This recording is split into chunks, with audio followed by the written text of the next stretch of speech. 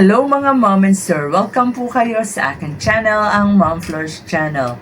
For today's video, pag-usapan natin itong mga trip na ginagawa ng mga kalingap. Kasi nakakatawa kung naasaan ang kalingap, kung saan bansa man sila o saan man lugar dito sa ating bayan sila nagpupunta o namamasyal. Para na rin tayong kasama, diba? So, nag-i-enjoy din tayo.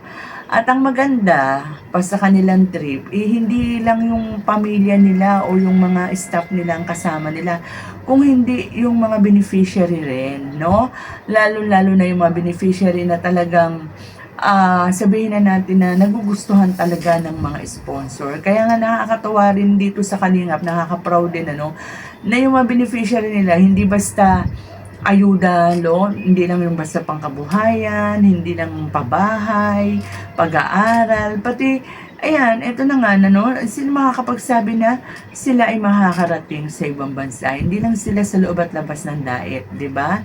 O sa loob at labas ng ating bansa. Kundi talagang nakakaalis sila, di ba? Una na rito ang si Joy, 'di ba? Ang tambalang Joy Vid pa noon nung sila pa ni Kuya David Vlogs ang magka-partner. Dinaalala ninyo, si Joy talaga yung kauna-unang naisama beneficiary ni Kalinga Prab. And then sinundan ng sino nga ba makakalimot sa Jomcar in Thailand, 'di ba? Napakaganda rin ng Thailand. Nakapamasyal tayo sa Thailand, kasama natin ang buong Team Kalingap at syempre ang Mag-agum. Ayan, diyan natin bukod sa Palawan, 'di ba? Diyan din natin nahahalata na itong parang na lang confirmation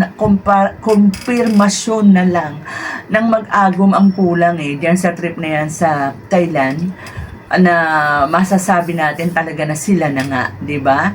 Diyan sa Thailand na 'yan. Ang ganda ng mga kuha ng Mag-agum diyan, Ang gaganda ng background. Nakakapamasyal na tayo, kinikilig pa tayo. At ito na nga ang latest, Ang EDSI sa Hong Kong. Ayan. Nakakatuwa, Talagang napaka-sweet nila. Alam ba ninyo diyan sa trip na yan sa Hong Kong, nung nag-meet and greet sila sa Victoria Park. Talagang, alam nyo po, talagang nakakakilabot yung, nung tinugtog na yung theme song ng EDSI, di ba? Yung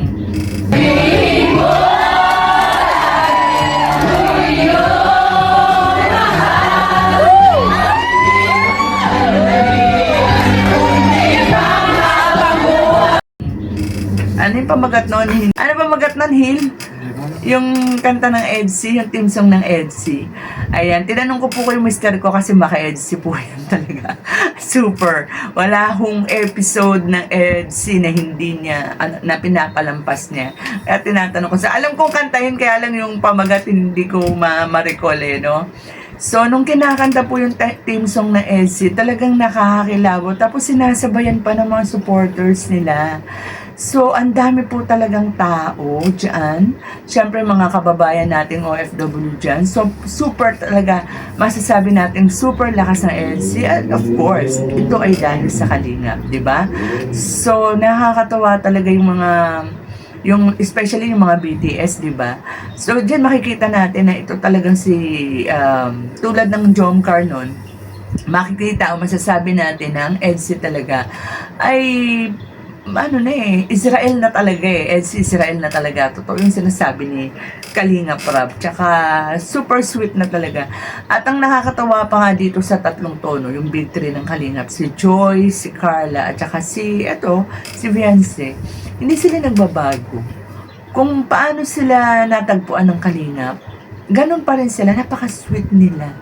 Hindi mo makikita na umaakyat sa ulo nila yung kasikatan nila. 'Di ba? So, sikat na sikat sila. Tignan mo naman kahit saan sila magpunta, Talagang dinudumog sila. Ang dami talagang nagmamahal sa kanila. Nakakatuwa po talaga. So, nakaka-proud bilang kabahagi ng Kalingap. Nakaka-proud na makita na talagang sikat na sila at mahal sila ng mga tao. Marami sa mga tao ang nagmamahal sa kanila. So, ang tanong ngayon, after nitong tatlong tono, especially itong dalawang tambalang ito, ang Jomcar in Thailand at EDSI sa Hong Kong. Sino kaya ang susunod namang love team na madadala ni Kalinga Prab sa ibang bansa? Or sino naman kaya ang love team na sabihin nating sasagutin ng sponsor, no? O may magtitiwalang sponsor na dalhin sila sa ibang bansa. Oh, sino kayang hula ninyo? Ang Rachel kaya? Ang Edpau? Ang Edmar? Di ba? O baka itong Joyvan? O sino pa ba mga love team? Ang Cedros! Ayan, ang nakakatawang tambalang Cedros. Sino kaya sa mga love team na yan? Sinong hula ninyo mga kalingap? So, ayan, kung sino man ang maswerteng susunod sa mga yapak nitong Jomcar at ng EDSI, ang mag-agom at ang mag-YP hobby, nako, good luck na lang at pihadong mag-i-enjoy kayo kung saang bansa man kayo makakarating. So, ayan, salamat ng marami mga kalingap sa pamamasyal na isama kami sa Hong Kong kahit sa panonood man lang. At maraming salamat nakarating sila ng malulhati. So, yun lang po at mag-iingat po tayong lahat and God bless. Team Kalingap, ang paglingap nyo sa mahihirap.